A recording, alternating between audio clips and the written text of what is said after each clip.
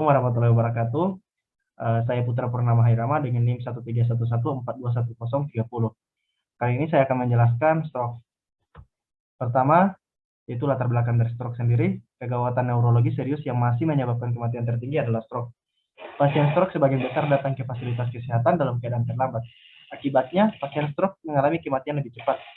15 juta orang dari seluruh dunia menderita stroke setiap tahunnya, yang terdiri dari 5 juta orang meninggal, 5 juta orang lainnya tersisa menderita cacat permanen, sehingga keluarga dan masyarakat sendiri dapat terbebani.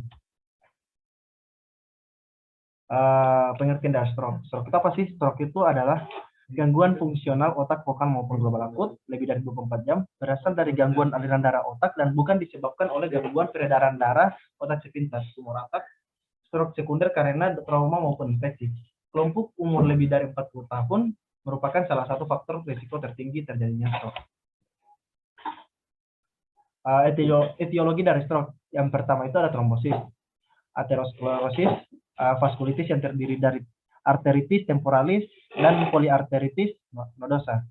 Ketiga ada robeknya arteri, yaitu terdiri dari karotis, vertebralis atau spontan atau traumatik.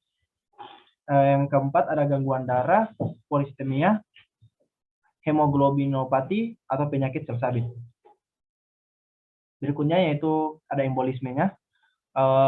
Yang pertama ada sumber di jantung, yaitu terdiri dari fibrilasi atrium, infark miokardium, penyakit jantung reumatik, penyakit katup jantung, katup prostetik, dan kardiomiopatik iskemik. Yang kedua yaitu sumber tromboemboli, aterosklerosis di arteri, ada bifurkasio karotis komunis, arteri vertebralis distal. Yang ketiga ada keadaan hiperkoagulasi, yaitu ada kontrasepsi oral dan karsinoma.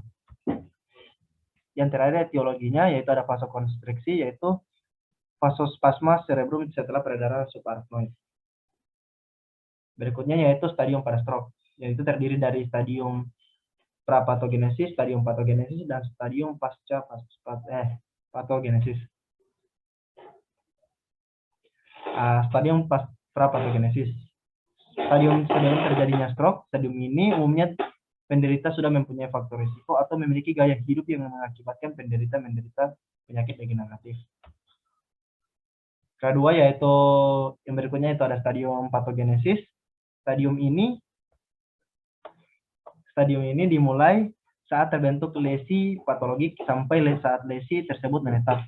Gangguan fungsi otak di sini adalah akibatnya adanya lesi pada otak. Lesi ini umumnya yang mengalami pemulihan sampai akhirnya terdapat lesi yang menetap. Secara klinis, defisit neurologik yang terjadi juga mengalami pemulihan sampai taraf tertentu. Yang terakhir itu stadium pasca patogenesis. Stadium ini secara klinis ditandai dengan defisit neurologik yang cenderung menetap. Usaha yang dapat dilakukan adalah mengusahakan adaptasi dengan lingkungan atau sedapat mungkin lingkungan beradaptasi dengan keadaan penderita.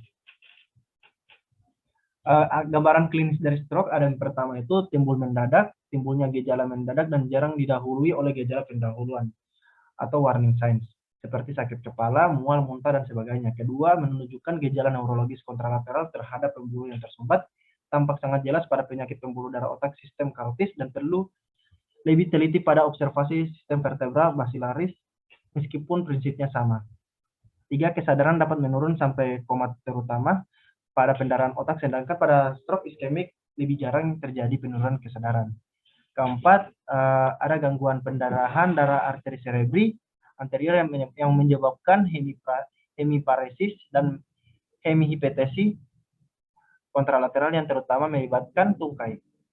Kelima, ada gangguan peredaran darah arteri cerebri media menyebabkan hemiparesis dan hemihipotesi kontralateral yang terutama mengenai lengan, disertai gangguan fungsi luhur berupa afasia bila mengenai otak dominan atau hemispatial neglect bila mengenai area otak non-dominan. Keenam, gangguan peredaran darah arteri cerebri posterior menimbulkan hemianopsi hominum atau quadrantonopsi kontralateral tanpa disertai gangguan motorik maupun sensorik. Gangguan daya ingat terjadi bila infark pada lobus temporalis medial. Alexia tanpa tanpa agrafia timbul bila infark terjadi pada korteks visual dominan dan splenium corpus callosum, agnosia dan prosopagnosia atau ketidakmampuan mengenali wajah. Timbul akibat infark pada korteks temporo-occipital inferior. Berikutnya masih ada gambaran klinis.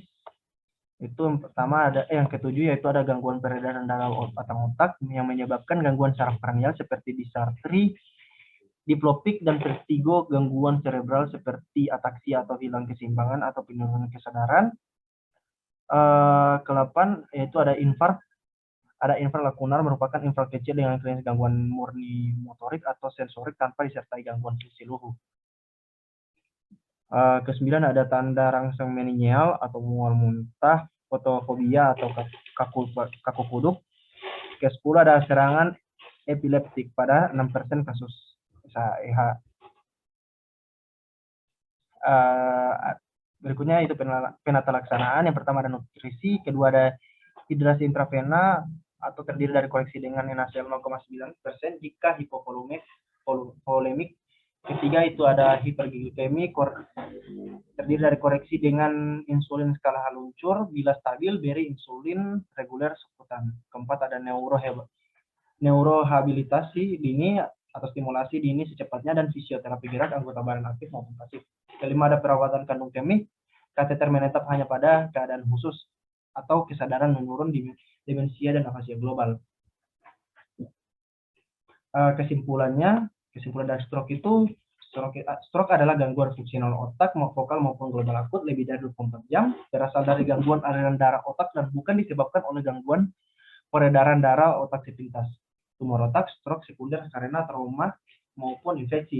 Faktor risiko stroke terbagi menjadi dua golongan, yaitu faktor risiko yang tidak dapat dimodifikasi atau dalam kurung usia, jenis kelamin, herediter, ras atau etnik, dan dapat dimodifikasi pada atau antara lain riwayat stroke, hipertensi, penyakit jantung, diabetes mellitus, penyakit karotis asimptomatis, transient iskemik, etek, hiperkolesterolemia, penggunaan kontrasepsi oral, obesitas, merokok, alkoholik, penggunaan narkotik, hiperhomosistenemia, antibodi antifosfolipid, hiperurisemia, peninggian hematokrit, dan peninggian kadar fibrinogen.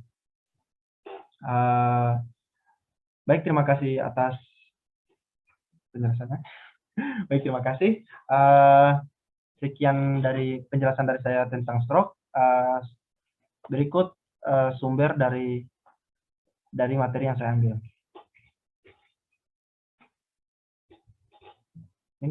Sudah, dan tidak record teman-teman. Video itu hah? Bukan video itu. Yang penting ya dengan alasan dokter mau lihat. Iya, dokter mau lihat. Ngapain? Kalau terang apalagi dokter apalagi ala 20 menit. Itu 20 menit, maksimal 8 menit. Sudah, so itu